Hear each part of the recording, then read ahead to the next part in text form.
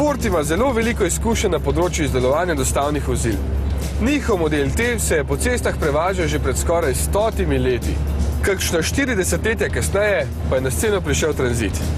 V več kot 40 letih je postal izjemno priljubljen, saj so jih prodali že več kot 6 milijonov.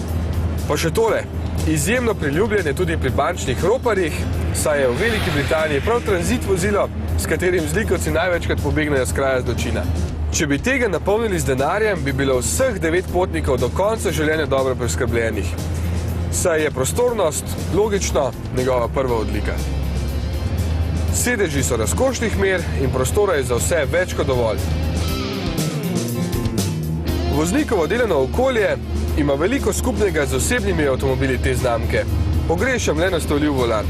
Za pogon skrbi 4-valjnik 103 kW, ki ima zaradi velikosti vozila kar dovolj dela, vendar boste zlahka hitrejši od vseh kamionov. Sploh, če se razmere poslabšajo, saj sta pri tem poleg zadnjih gnani tudi sprednji kolesi. Čeprav si sklopka vzame čas, vam lahko kdaj še zelo prav pride.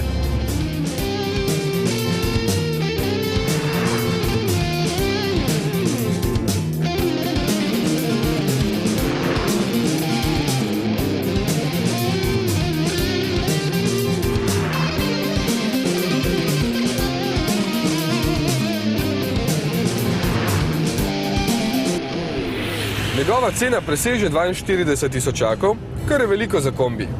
Če rabite točno takšnega, pa že postane razumljiva.